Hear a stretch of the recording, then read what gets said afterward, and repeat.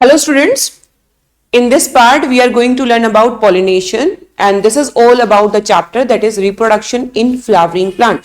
That is chapter number 1 according to your NCERT, new NCERT book, right? So previous 2 videos में हम काफी सारी चीजें एक्सप्लेन कर चुके हैं, जैसे कि फ्लावर का स्ट्रक्चर, फ्लावर के अंदर कौन कौन से पार्ट्स होते हैं, माइक्रोस्पोरोजेनेसिस क्या है, मेगास्पोरोजेनेसिस क्या है, पॉलन ग्रेन का जो स्ट्रक्चर है वो हमने वहां पे डिस्कस किया, मेल गैमेट और फीमेल गैमेट का फॉर्मेशन वहां पे हमने देखा। अब मेल और फीमेल गैमेट फॉर्म हो चुके हैं, इसको हम एक स्टोरी की तरह रन करेंगे। कभी भी जब फर्टिलाइजेशन की आप बात करते हो तो उसके अंदर, और मैं बात करूं सेक्सुअल रिप्रोडक्शन की हम जब बात करते हैं तो सेक्सुअल रिप्रोडक्शन के अंदर 2 पेरेंट्स इन्वॉल्व होते हैं, एक को हम मान लेते हैं मेल और दूसरे को हम मान लेते हैं फीमेल। और इन हायर ऑर्गेनिज्म फीमेल हमेशा नॉन मोटाइल और बिगर इन साइज रहता है। मेल की जब हम बात करते हैं that is motile and smaller in size, और उनका नंबर भी लार्ज रहता है क्योंकि उन्हें अपने फीमेल पार्टनर तक पहुंचना है। तो पहुंचते पहुंचते बहुत सारे गैमेट्स जो है वो डैमेज हो जाते हैं या जहां उन्हें पहुंचना है वहां नहीं पहुंच पाते। सो व्हाट इज पॉलिनेशन, आज का जो लेक्चर है that is about pollination. Pollination है क्या, सबसे पहले समझ लो इस चीज को, साथ साथ हम एनसीईआरटी को भी फॉलो करेंगे। Pollination is the process in which transfer of pollen grain, किसका ट्रांसफर करेंगे, पॉलन ग्रेन, क्योंकि पॉलन ग्रेन के अंदर ही हमारे मेल गैमेट्स रहते हैं। Transfer of pollen grain from, कहां से, फ्रॉम एंथर, एंथर से निकल के वो जाएगा स्टिग्मा पे, from anther to stigma. Stigma is the receptacle जहां पे उसे लैंड करना है, स्टिग्मा ऑफ पिस्टिल या फिर आप कार्पल बोल सकते हो। So this is all about pollination. Pollination जो है वो 2 तरह की रहती है। टाइप्स की हम बात करें, types, so pollination is of 2 types. Number 1 is self pollination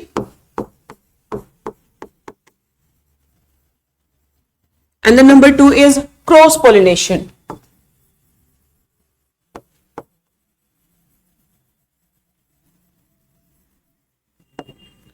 So 2 तरह की पॉलिनेशन है आपके पास, एक रहती है सेल्फ पॉलिनेशन और दूसरी रहती है क्रॉस पॉलिनेशन। सेल्फ पॉलिनेशन में क्या होगा, सेल्फ पॉलिनेशन 2 तरह की रहेगी। सेल्फ पॉलिनेशन 2 तरह की है, बेसिक समझ लो इसको। सेल्फ पॉलिनेशन में हमेशा पॉलन ग्रेन सेम प्लांट से उठ के सेम प्लांट के स्टिग्मा पर जाता है। जब प्लांट सेम हो तो वो सेल्फ पॉलिनेशन है, क्योंकि उसके अंदर वेरिएशंस नहीं आएंगी। क्रॉस पॉलिनेशन में आपके प्लांट्स डिफरेंट है, लेकिन सेल्फ पॉलिनेशन को हमने 2 पार्ट्स में डिवाइड किया है। एक है हमारे पास ऑटोगैमी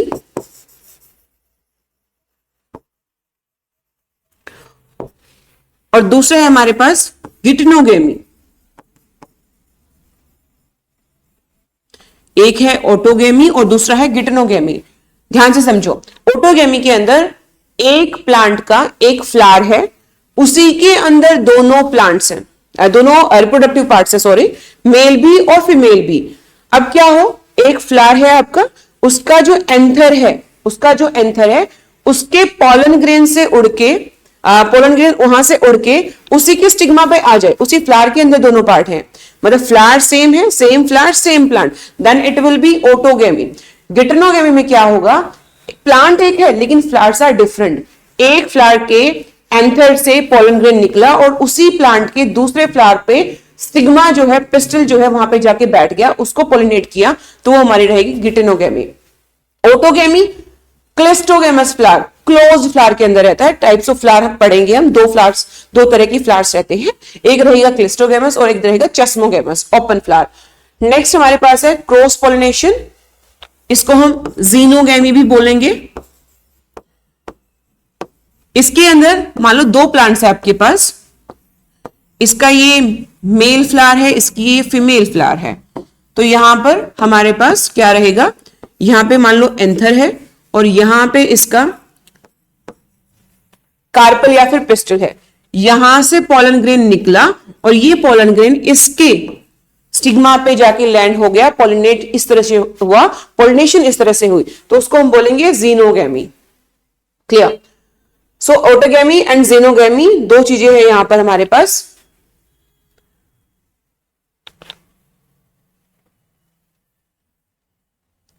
सो पॉलिनेशन को हम एनसीईआरटी से एक बार देख लेते हैं।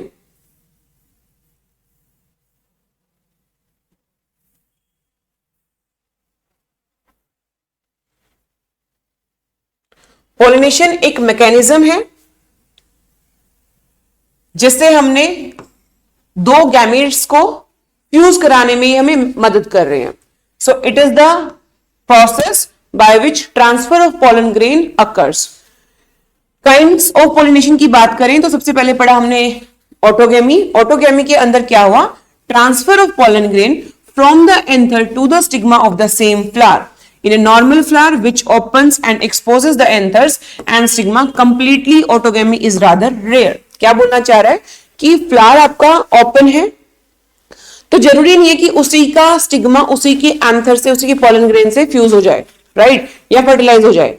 तो चेस्मोगेमस यानी कि ओपन फ्लावर के अंदर ऑटोगैमी हो सकती है बट रेयर है, गिटनोगैमी या फिर जिनोगैमी भी लगकर। लेकिन जो आपके क्लिस्टोगेमस यानी कि क्लोज फ्लावर है उसमें स्ट्रिक्टली सिर्फ और सिर्फ ऑटोगैमी ही दिखाई देगी। क्लियर? नेक्स्ट हम पढ़ रहे हैं जीनोगैमी के बारे में।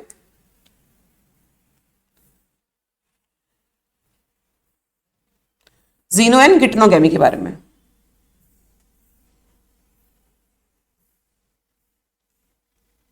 So this is all about the geitonogamy. Geitonogamy क्या है? This is the transfer of pollen grains from anther to the stigma of the another flower of the same plant. यहाँ पे plant बेशक से सेम है बट flower different है, right? एक तरह से इसको क्रॉस पोलिनेशन भी बोल सकते हैं, सेल्फ भी बोल सकते हैं गिटनोगैमी को, लेकिन genetically it is self pollination because there will be no variation at all. क्योंकि यहाँ पे एजेंट्स की जरूरत है तो इसको एक तरह से क्रॉस पोलिनेशन भी बोला जाता है, but we will learn it under self pollination. Next is geitonogamy. Geitonogamy के अंदर transfer of pollen grains from anther to the stigma of different plant. Different plant पे हो जाएगा और चेंजेस लेके आएगा, genetically different types of pollen grain वहां पर जा रही हैं क्योंकि आपके प्लांट्स जो है वो अलग है और हर प्लांट का अपना जीनोम होगा, अपना जेनेटिक मेकअप होगा। Clear? So this is all about the pollination. Pollination में हमने टाइप्स ऑफ पॉलिनेशन यहां पे कर लिया है।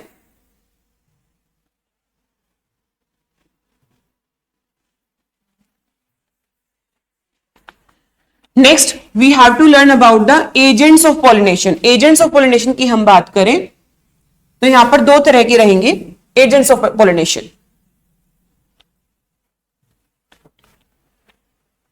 बेसिकली इसको हम दो पार्ट्स में डिवाइड कर लेते हैं।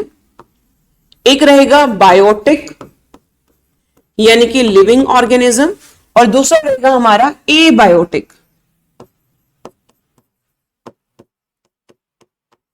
Biotic and abiotic. बायोटिक की मैं बात करूं, बायोटिक मींस लिविंग ऑर्गेनिज्म।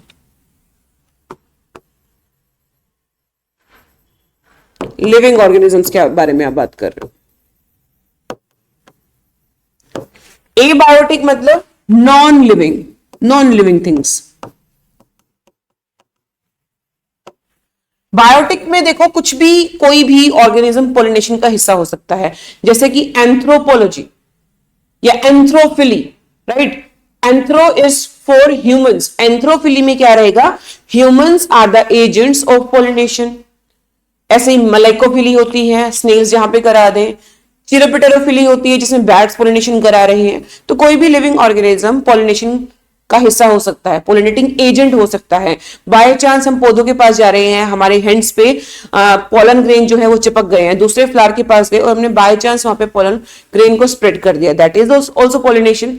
लेकिन जो सबसे ज्यादा पॉलिनेशन कराते हैं, सबसे ज्यादा पॉलिनेटिंग एजेंट्स जो है इसके अंदर आएंगे हमारे इंसेक्ट्स। सो हमने पढ़ना है इंसेक्ट्स के बारे में, pollination by insects, right? Abiotic factor में आप दो फैक्टर्स पढ़ेंगे, एक रहेगा आपका वाटर और दूसरा आपका रहेगा wind, pollination by wind. Clear? So इसको हम बायोलॉजिकल टर्म्स दे देंगे।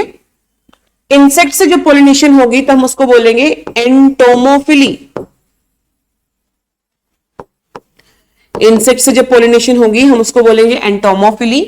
वाटर से जब पोलिनेशन होगी हम बोलेंगे hydrophily.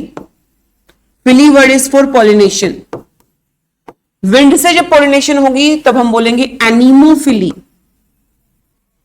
Anemophily, pollination by wind, right? So these are some agents of pollination: insects, water and wind, right? Abiotic factors की मैं बात करूं, सबसे ज्यादा पोलिनेशन जो होती है वो विंड के थ्रू होगी, वाटर के थ्रू इतनी ज्यादा पोलिनेशन नहीं होती। इसके अंदर हम पढ़ते हैं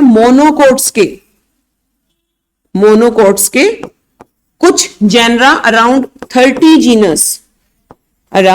30 जीनस हाइड्रोफिली करते हैं। दूसरी बात यहां समझने लायक है, चाहे प्लांट जो है वो एक्वेटिक हो, बट उसमें जरूरी नहीं है कि सिर्फ और सिर्फ वाटर पोलिनेशन ही होगा। सपोज करो प्लांट सरफेस ऑफ वाटर के ऊपर है, तो पोलिनेशन जो है वो विंड से भी हो सकती है, इंसेक्ट से भी हो सकती है। सो मैं यहां पे आपको क्या बताना चाह रही हूं कि प्लांट चाहे एक्वेटिक हो, लेकिन जरूरी नहीं है कि उसके अंदर हाइड्रोफिली ही हो। क्लियर? अब हमने यहाँ पे पढ़ना है कि जो इंसेक्ट से पोलिनेशन हो रही है, वाटर से पोलिनेशन हो रही है, या फिर आपकी विंड से पोलिनेशन हो रही है, इसमें पॉलन ग्रेन कैसा हो ताकि वो इजिली अपने एजेंट के थ्रू पोलिनेट हो जाए, या ऐसा उसका जो फ्लावर है वो कैसा हो ताकि वो इंसेक्ट जो है वो कुछ ना कुछ, क्योंकि रिवार्ड के लिए उस फ्लावर के पास आएगा, चाहे वो उसका साइज बड़ा हो, चाहे वो बहुत सुंदर दिखाई देता हो, चाहे वो नेक्टर प्रोड्यूस करता हो, या फिर बहुत सारे और रिवार्ड्स हो सकते हैं। तो हमारे एनसीईआरटी के बेसिकली 2 पेजेस हैं वहां पर, जिसको आपको थोरोली रीड करना है, right? So let us start.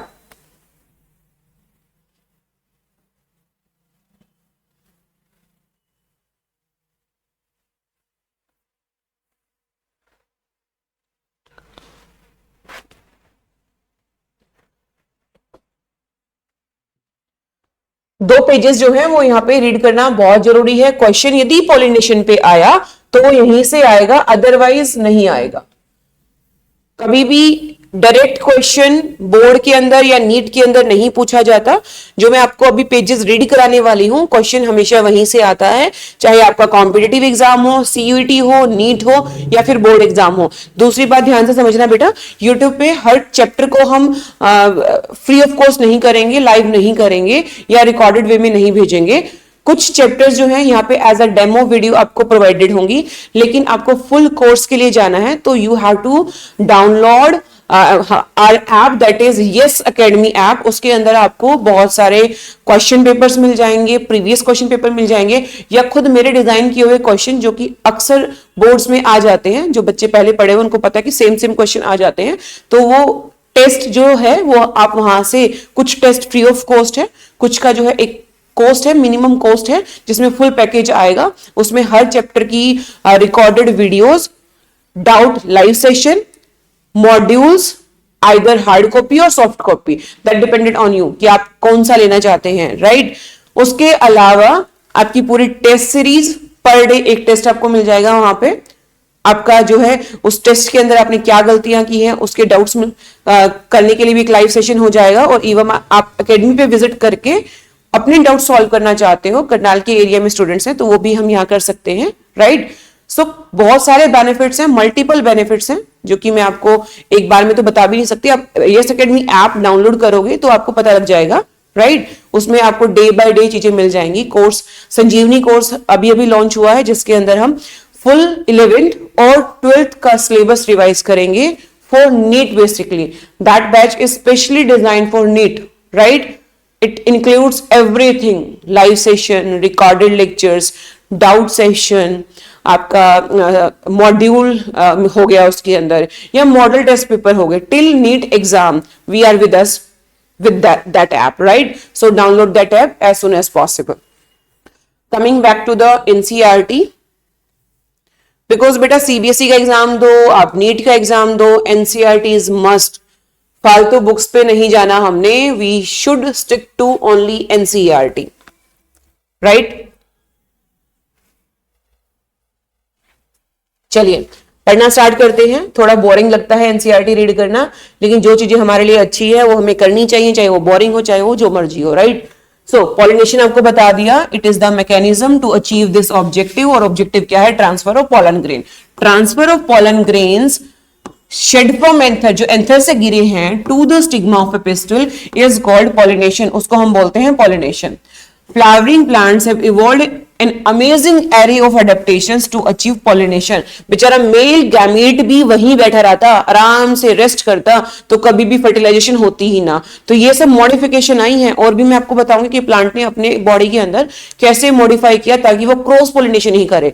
That is you will have in the next lecture. So they make use of external agents, इन्होंने एक्सटर्नल एजेंट्स को यूज करना स्टार्ट किया ताकि सिर्फ वो सेल्फ पोलिनेशन तक कन्फाइंड ना रह जाए, वो क्रॉस पोलिनेशन करे। क्योंकि बेटा ध्यान रखना इस बात को कि क्रॉस पॉलिनेशन ही एक ऐसा जरिया है जिससे वेरिएशन आएंगे, और वेरिएशन, क्योंकि आप इवोल्यूशन चैप्टर पढ़ चुके हो, वेरिएशन आपकी बॉडी के लिए या किसी भी ऑर्गेनिज्म की बॉडी के लिए, सर्वाइवल के लिए बहुत जरूरी है। Mutation, evolution is needed here, right, for survival at least. Kind of pollination की हम बात करें तो क्या है सोर्स पोलन का, depending on the source of pollen, pollination can be divided into 3 types। Number 1 is autogamy। pollen grain कहां से आया है? सेम फ्लावर सेम प्लांट से आया है, या फिर डिफरेंट फ्लावर डिफरेंट प्लांट से आया है, या फिर डिफरेंट फ्लावर डिफरेंट प्लांट से, सेम प्लांट सेम फ्लावर से आया है। तो उस हिसाब से हमने इनको 3 पार्ट्स में डिवाइड कर दिया है। सबसे पहले हम रीड करेंगे ऑटोगैमी को, जैसा कि आपको बता चुकी हूं। In this type pollination is achieved within the same flower। transfer of pollen grains from the anther to the stigma of the same flower। same flower same plant की जब बात आएगी तो वो रहेगी हमारी autogamy। there is no variation at all, right। और cleistogamy जो फ्लावर्स होते हैं उसके अंदर 100%, मैं कहूंगी 100% ऑटोगैमी ही आपको दिखाई देगी। In a normal flower which opens and exposes the anthers, यानी कि चेस्मोगैमस की बात कर रहे हैं। The stigma complete autogamy is rather rare, rare है बेटा। मैं बोल रही हूं नीट एग्जाम के अंदर एनसीईआरटी की लाइन से क्वेश्चन आ जाते हैं, वो हमें थोड़ा घुमा देती है। कॉन्सेप्ट समझ आ गया है, लेकिन एनसीईआरटी की लाइन नहीं पढ़ी, नहीं ढंग से समझी तो दिक्कत होगी। अब तुम बोलोगे मैम एनसीईआरटी तो हम खुद भी पढ़ सकते हैं, आप क्यों इतना हार्ड वर्क कर रहे हो? एनसीईआरटी रीड करते हुए कुछ लाइंस का हम बहुत ही ज्यादा गलत वे में उसका मीनिंग ले जाते हैं, जो कि हमारे क्वेश्चंस को रोंग करा देगी, राइट। सो एक बार, सिर्फ एक बार एनसीईआरटी आपको मेरे साथ ही रीड करना पड़ेगा, इस वीडियो को देखना पड़ेगा।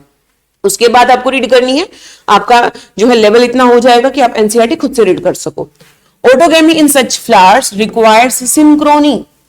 सिंक्रोनी का मतलब है तालमेल बिठाना। समझो, ओपन फ्लावर है, मैं कह रही हूं फ्लावर आपका ओपन है, इसी के अंदर एंथर है, इसी के अंदर स्टिग्मा है, क्लियर। अब देखो इन दोनों का, ओपन फ्लावर में इन दोनों का सिंक्रोनाइज्ड होना बहुत जरूरी है। What does it mean? इसका मतलब है कि इन दोनों का आपस में तालमेल होना जरूरी है।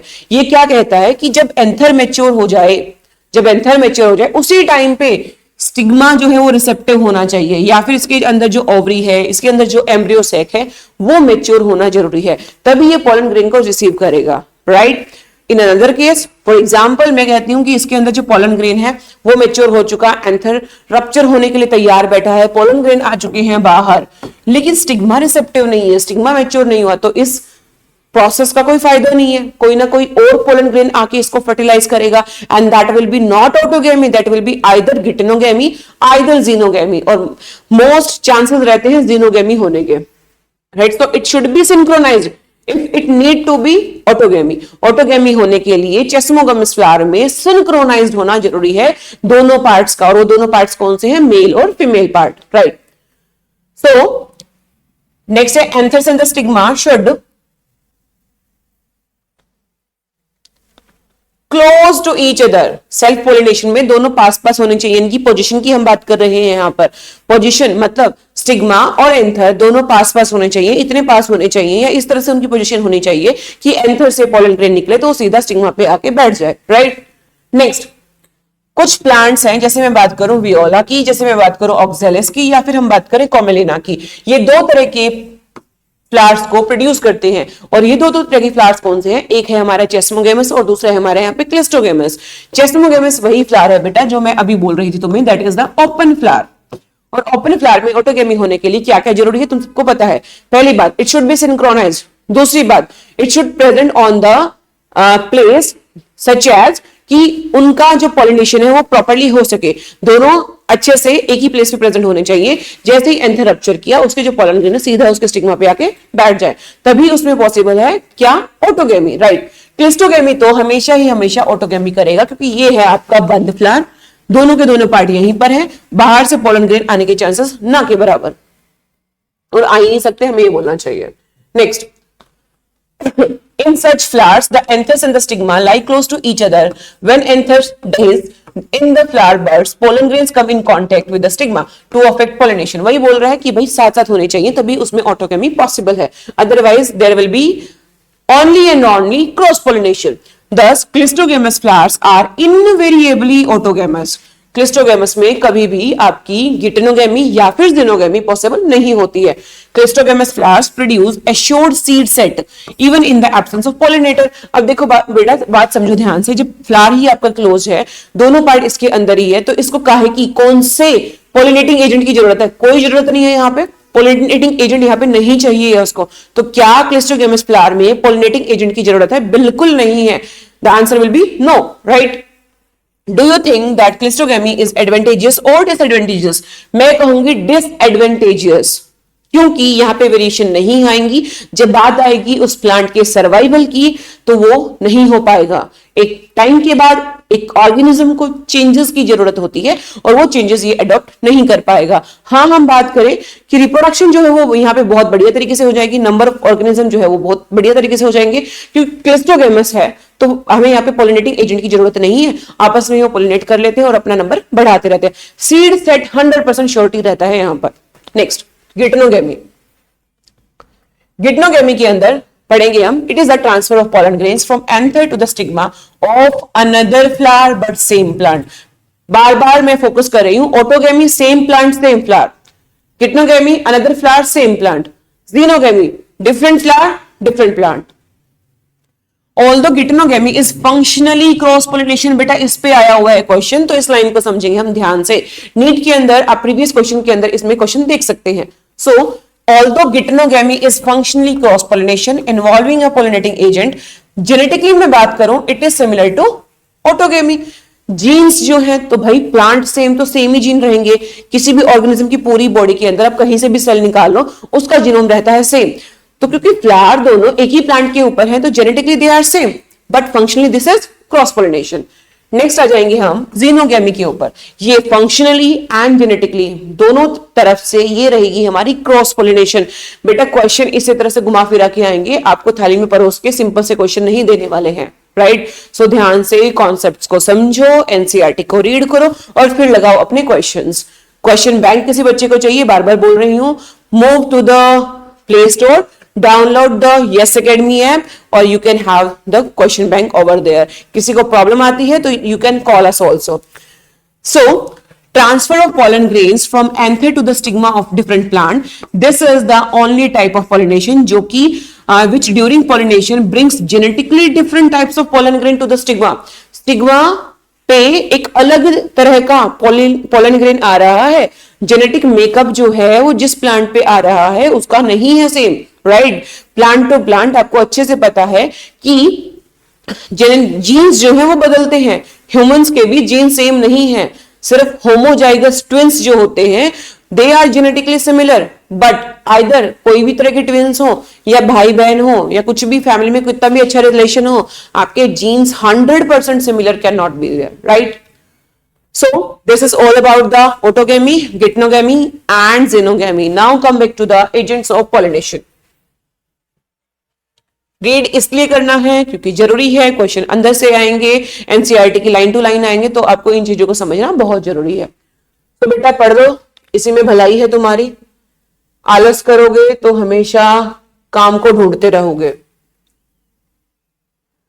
काम तुम्हारे पास चल के आए, तुम काम के पास ना जाओ, इतना अपने आप को कैपेबल बना लो। एजेंट्स ऑफ पॉलिनेशन, प्लांट्स जो है दे यूज टू बायोटिक और अबायोटिक। समझो एबायोटिक दो है, विंड और वाटर बता चुकी हूं, एक रहता है बायोटिक दैट इज एनिमल्स, और उसमें हम बात करेंगे इंसेक्ट्स की। इंसेक्ट्स आर आल्सो एनिमल्स, बहुत अच्छे से पता है हमारे बच्चों को। To achieve pollination majority of plants use biotic agents for pollination. Only a small proportion of plants use abiotic, कुछ ही छोटा सा हिस्सा होता है प्लांट्स का जो कि एबायोटिक ऑर्गेनिज्म को यूज करता है। मेजोरिटी जो है pollination that is by insects. Animals में भी इंसेक्ट सबसे ज्यादा पॉलिनेशन में हेल्प करते हैं। Pollen grains coming in contact with the stigma is a chance factor in both wind and water, right? ये तो chance factor है, होना है तो हो जाएगा, नहीं होना तो नहीं होगा। To compensate for this uncertainties and associated loss of pollen grains, the flower produce enormous amount of pollen. क्योंकि बेटा लॉस हो जाता है, पॉलन ग्रेन पता नहीं कितने करोड़ों में गए होंगे, लेकिन कुछ एक आध ही अपने पार्टनर के पास पहुंच पाते हैं। तो भगवान जी ने पॉलन ग्रेन को इतने ज्यादा अमाउंट में बना दिया कि ठीक है भाई एक आधा तो पहुंच ही जाएगा। Clear? When compare to the number of ovules are very less in plants. चलो पॉलिनेशन बाय विंड की मैं बात करूंगी, इंपॉर्टेंट पॉइंट्स यहां पे हम मार्क करेंगे। एनसीईआरटी अपनी खोल के बैठिए, right? Pollination by wind is more common amongst abiotic pollinator. Pollinator जो है, abiotic pollinator जो है वो दो तरह के हैं, water और wind। सबसे ज्यादा होने वाली है wind pollination. So wind pollination ज्यादा common है as compared to water pollination. Wind pollination also requires that pollen grain are light. अब देखो बेटा ध्यान से, सीबीएसई वाले बच्चे अपने कान खोल लेंगे, ध्यान से सुनेंगे हमें। विंड पॉलिनेशन, वैसे तो नीट वाले भी, क्योंकि नीट वालों को तो हमेशा ही अलर्ट होने की जरूरत है, लेकिन सीबीएसई वालों को कभी कभी जागने की जरूरत होती है। विंड पॉलिनेशन की हम जब बात करते हैं तो पॉलन ग्रेन आपका कैसा हो भाई? लाइट हो। मार्क करेंगे इसको। नॉन स्टिकी हो, चिपचिपा हो तो पता नहीं इधर उधर चिपक के वो खत्म हो जाएगा, अपने पार्टनर तक नहीं पहुंच पाएगा। So they can be transported in wind currents, हवा से वो पहुंच जाए जहां उसको पहुंचना है। लाइट रहना चाहिए, नॉन स्टिकी रहना चाहिए। दो वर्ड हम यहाँ पे मार्क करेंगे, that is light. Number one is light and number two is sorry ये आ गया हमारा non sticky. Clear? Next,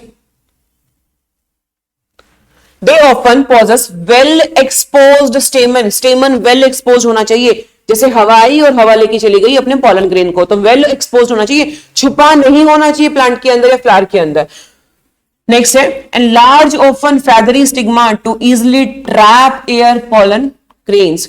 stigma जो है, स्टिग्मा की बात कर रही हैं, इस पे फेदर्स होना चाहिए, यानी कि इस पे छोटे छोटे हेयर टाइप स्ट्रक्चर होने चाहिए ताकि वो अपने पोलन ग्रेन को फंसा ले। क्योंकि विंड लेके आएगी, विंड लेके आ रही है तो लेके भी जा सकती है, यदि बिल्कुल प्लेन होगा तो यहाँ पे होने चाहिए छोटे छोटे फेदर्स, राइट? और एक बड़ा स्टिग्मा होना चाहिए। बड़ा स्टिग्मा होगा तो वहां पे चांसेस ऑफ पोलन ग्रेन ताकि वहां पे रह जाए उसके ज्यादा होंगे।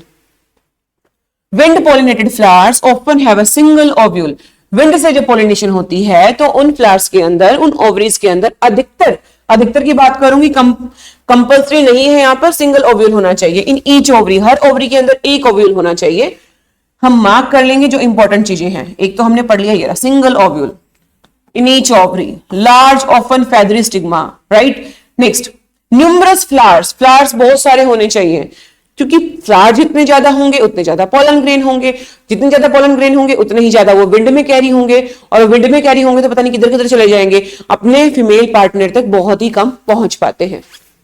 सो a familiar example is the corn. भुट्टा तुम खाते हो, मक्की की बात कर रहे हैं हम, कॉर्न कॉब की बात कर रहे हैं। ये देख भी सकते हो आप, टेसल दिखाया हुआ है यहाँ पे। You are nothing but the stigma, this is the stigma, right? तो यहाँ पे स्टिग्मा आपको दिखाई दे रहा है। And style which wave in the wind to trap the pollen grain. तो स्टिग्मा इसका कुछ इस तरह से होता है कि वो अपने पोलन ग्रेन को ट्रैप कर पाए।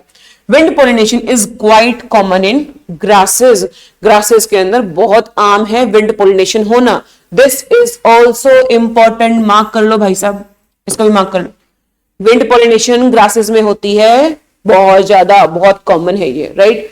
Next is pollination by water, यानी कि हम बात कर रहे हैं हाइड्रोफिली की।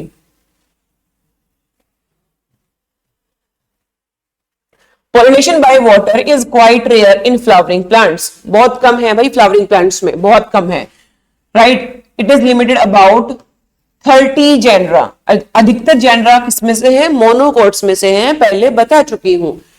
As against this, you would recall that water is a regular mode of transport for the male gametes among the lower plants group. जैसे कि एल्गी पढ़ा तुमने, कब पढ़ा है एल्गी? आपने पढ़ा 11th क्लास के अंदर, राइट? जो सबसे पहले वाले यूनिट है उसमें हम ये चीजें पढ़ते हैं। एल्गी है, ब्रायोफाइट्स है, टेरिडोफाइट्स है, प्लांट्स हैं ये भी। एल्गी को तो हम किसी में भी डाल सकते हैं, किसी भी किंगडम में डाल सकते हैं। एल्गी तो बहुत सारे तरह की, बहुत सारे किंगडम्स में ये पाई जाती है, लेकिन जो प्लांट में जो एल्गी है उसके अंदर या ब्रायोफाइट्स के अंदर या टेरिडोफाइट्स के अंदर सबसे ज्यादा होती है यहाँ पे वाटर पॉलिनेशन। वाटर पॉलिनेशन क्यों? आपने पढ़ा भी होगा वहां पे कि पानी चाहिए एक मेल गैमेट को, वो पानी लेके जाएगा मेल गैमेट फीमेल के पास, तभी वो फर्टिलाइजेशन होने देगी। टेरिडोफाइट्स इसीलिए बहुत कम रीजंस में पाए जाते हैं क्योंकि इनकी जो पॉसिबिलिटी है सर्वाइवल की वो बहुत ज्यादा लिमिटेड सी है। पानी चाहिए इनको, पता नहीं और क्या क्या चाहिए अपने सर्वाइवल के लिए, राइट? सो ये बहुत ही कम लिमिटेड एरियाज में आपको मिलेंगे। It is believed, particularly for some bryophytes and pteridophytes, that देखो भाई लाइन आ गई, मुझे तो याद भी नहीं था सिंसियरिटी में, क्योंकि 11th में भी सेम लाइन आपको मिल जाएगी वहां पे। That their distribution is limited because of the need of water for transport of male gamete. Male gamete पानी का लोटा नहीं लेके जाएगा अपनी फीमेल के पास, तो बेचारा वो कहेगी मैंने तेरे साथ फर्टिलाइजेशन नहीं करनी है, निकल यहां से। तो पानी is very necessary, water is very necessary for fertilization in bryophytes and pteridophytes. Some examples of water pollinated plants, तो water pollinated plants में example दिए हुए हैं दो। Number 1 is Vallisneria, number 2 is Hydrilla, which grow in, कहां grow करते हैं? Fresh water में ग्रो करेंगे। Several marine sea grasses, जैसे हम बात करें जॉस्टेरा की, राइट? सो क्या बोल रहा है, दोबारा से पढ़ते हैं इस लाइन को। Some examples of water pollinated plants are Vallisneria and Hydrilla, which grow in fresh water, and several marine sea grasses, वो भी क्या है हमारी Zostera, that is also water pollinated. Next line is very important. Not all aquatic plants, सारे के सारे aquatic plants pollination water से नहीं होते। Majority of aquatic plants are pollinated either by wind or insect. In a majority of aquatic plants such as water hyacinth, water lily, flowers emerge above the level of water. ये water का level है, इससे ऊपर आपको plant जो है वो दिखाई देगा, right? So emerge above the water level and are pollinated by insect, या फिर या तो वो insect से pollinate होगा या फिर वो wind से pollinate होगा, as in most of the land plants, जैसे कि land plants में होता है। देखो भाई सीधी सी बात है, पानी तो नीचे है, पानी के ऊपर पौधा है, पार्ट्स ऊपर है, तो पोलन ग्रेन कौन लेके गया? पानी तो उड़ के नहीं आएगा ऊपर तक, या तो विंड होगा या इंसेक्ट आएगा, तो वहां पर भी इंसेक्ट और विंड ही हेल्प करते हैं। Next important thing is there Vallisneria की हम बात करेंगे। वेलिस्नेरिया जो कि वाटर पॉलिनेटेड है, female flower reach the water surface, ये वाटर का सरफेस है, ये अंडर वाटर कंडीशन है। प्लांट अंडरग्राउंड है, मतलब अंडरग्राउंड नहीं बोलेंगे, अंडर वाटर बोलेंगे यहाँ पे हम। प्लांट यहाँ पे है इसका, फीमेल ऊपर तक आएगा, फीमेल ऊपर तक आएगा यहाँ पे, right? Reach the surface of water bye long stock, long stock से वो ऊपर तक आ चुका है, ये लॉन्ग स्टॉक है इसकी, ऊपर आ चुका है ये, right? Next, the male flowers और पोलन ग्रेन, या तो फ्लावर ही ऊपर आ जाए या पोलन ग्रेन ऊपर आ जाए। ये यहाँ पे मान लो ये पोलन ग्रेन था, ये फटाफट से लाइट वेट की वजह से आ चुका है सरफेस पे, or released on the top of the surface, they are carried passively by water current, water current से पैसिवली कैरिड होंगे।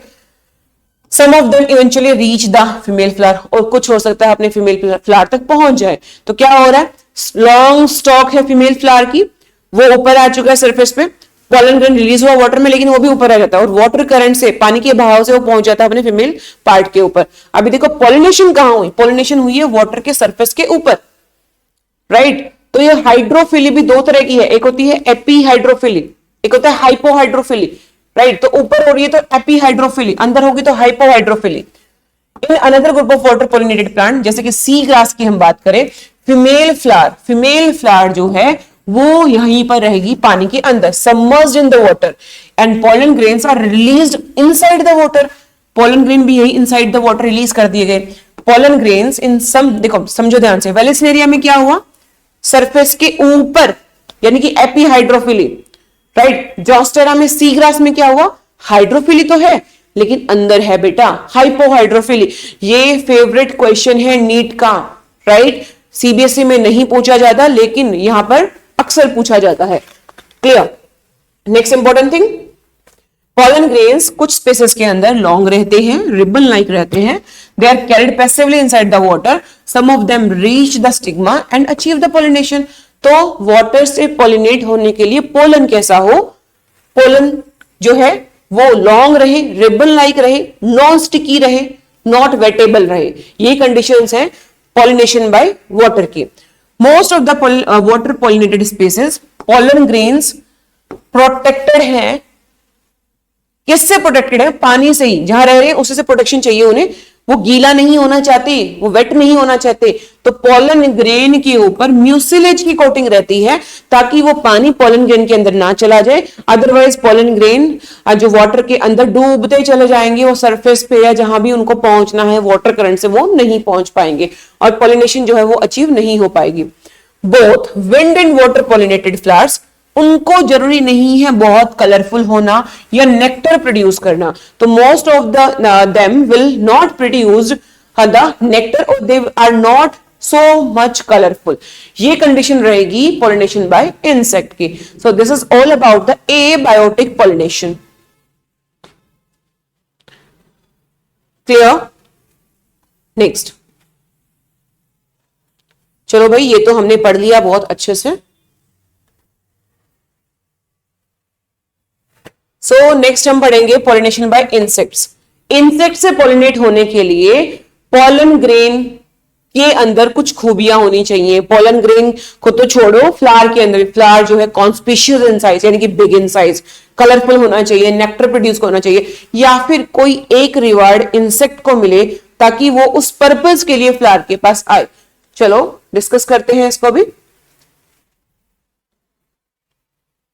चलिए ध्यान से पढ़ेंगे. This is the most important topic.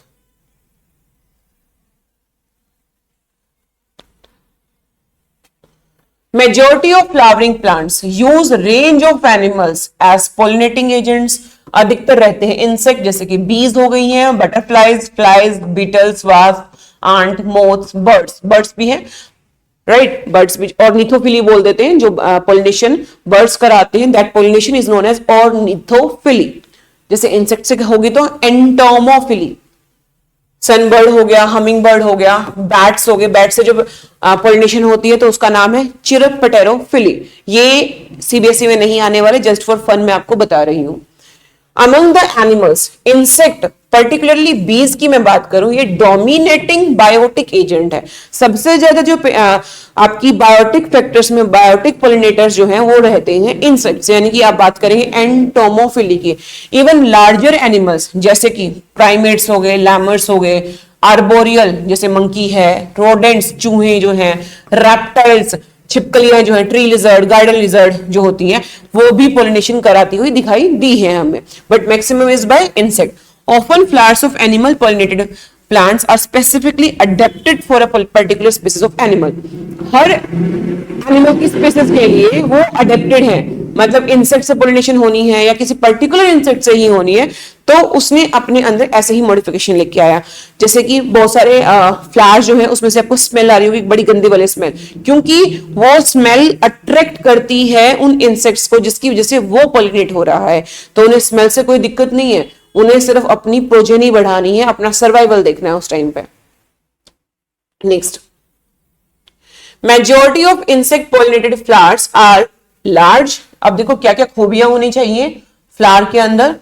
Large होने चाहिए, कलरफुल, फ्रेग्रेंट खुशबू आए, रिच इन नेक्टर, नेक्टर भर भर के हो ताकि वो जो इंसेक्ट है वो एज अ फूड इसको कंज्यूम करता है, एज अ न्यूट्रिशन इसको कंज्यूम करता है. व्हेन द फ्लावर स्मॉल, भाई चाहे छोटे फ्लावर हो लेकिन छोटे फ्लावर्स के अंदर भी वो इकट्ठे हो के ऐसे ही लगे कि बड़ा सा फ्लावर है, राइट? तो छोटे फ्लावर भी हैं तो क्लस्टर्ड हो, इन्फ्लोरेसेंस में इकट्ठे हो ताकि उनका जो साइज बड़ा दिखाई दे, कॉन्स्पिशियस दिखाई दे. Animals are attracted to flowers, या तो कलर से अट्रैक्ट होंगे या फिर फ्रेग्रेंस से यानी कि खुशबू से अट्रैक्ट होंगे. The flowers pollinated bye flies, flies जो होती हैं, बीटल्स जो होती हैं, वो सिक्रीट करते हैं फॉल ऑर्डर, क्योंकि फ्लाइज जो है, बीटल्स जो है, वो खुशबू की तरफ नहीं भागने वाले हैं, वो किसकी तरफ भागेंगे? बदबू की तरफ भागेंगे, स्मेल की तरफ, एक गंदे ऑर्डर की तरफ भागेंगे. To attract this animal, to sustain animal visit, animal visit करता रहे उन्हें फ्लावर हैव टू प्रोवाइड, क्या प्रोवाइड करना पड़ेगा भाई, रिवॉर्ड, क्योंकि ऐसे कोई नहीं काम करता मुफ्त में, राइट। रिवॉर्ड्स तो उसको चाहिए, कुछ ना कुछ तो चाहिए बदले में। नेक्टर है, पॉलन ग्रेन है, ये यूजुअली रिवॉर्ड रहते हैं इंसेक्ट या किसी एनिमल के लिए। For harvesting the rewards from the flower, the animal visitor comes in contact with the anther. जिसको पोलिनेट करना है या जिससे पोलिनेट होना है वो आपस में म्यूचुअल अंडरस्टैंडिंग के साथ यहाँ पे काम करें। एक तरह से म्यूचुअलिज्म हो गया है आपका। The body of animal gets a coating of pollen grain. Animals पे सारे वो pollen grain चिपक जाते हैं, which are generally sticky in animal pollinated flowers. जो animal pollinated flowers होंगे वो sticky होने चाहिए, क्योंकि sticky नहीं होंगे तो एनिमल की बॉडी पे वो चिपकेंगे नहीं। विंड से जो पोलिनेट होते थे वो नॉन स्टिकी रहते थे, ध्यान रखना। When the animal carrying pollen on its body comes in contact with the stigma of another flower, it brings about pollination. ये हो गई आपकी pollination, clear? Next, in some species floral rewards are in providing safe place to lay eggs. क्या बोल रहा है कि कुछ प्लांट्स के अंदर पोलिनेशन कुछ इस तरह से होती है कि कुछ इंसेक्ट्स को वो एक सेफ प्लेस प्रोवाइड करते हैं ताकि वो अपने एग्स को लेकर जाएं। तो एक प्लेस मिल गया फ्लावर के अंदर इंसेक्ट को कि अपने जो अंडे हैं, अपने जो एग्स हैं वो सेफली वहां पे प्लेस कर जाएं। क्योंकि कोई भी जो मदर होती है, चाहे वो कोई भी ऑर्गेनिज्म हो, अपने बच्चों को एक सेफ प्लेस देना एक सही चीज समझती है, वो उसे चाहिए ही चाहिए। तो फ्लावर वहां पे एक सेफ प्लेस है, वो एग ले करने के लिए आता है, लेकिन जब वो वापस जाएगा इंसेक्ट तो वो अपने पैरों पे, अपने जो अपेंडेजेस होते हैं या अपनी बॉडी की सरफेस पे पोलन ग्रेन ले जाएगा। दोबारा से यदि वो किसी फ्लावर के पास जाता है तो सेम चीज दोबारा से होगी, राइट। जो पहले वाले पोलन ग्रेन है वो वहां पे छोड़ आएगा, दूसरे वाले वो ले आएगा। सो एग्जाम्पल है यहाँ पे is that of the tallest flower amorphophallus. ये ऐसा करता है flower, the flower that is about, कितने फीट हाइट है बेटा, 6 फीट हाइट है। फ्लावर की बात कर रही हूँ, प्लांट की बात नहीं कर रही। टॉलेस्ट फ्लावर 6 फीट का सिर्फ फ्लावर है यहाँ पे। अ सिमिलर रिलेशन देखा गया है between species of moth and the plant yucca. तो मोथ और यूका ये भी सेम चीज करते हैं, where the both species moth and the plant can not complete their life cycle without each other. Moth और यूका जो है आपस में ही अपनी लाइफ साइकिल कंप्लीट कर पाते हैं।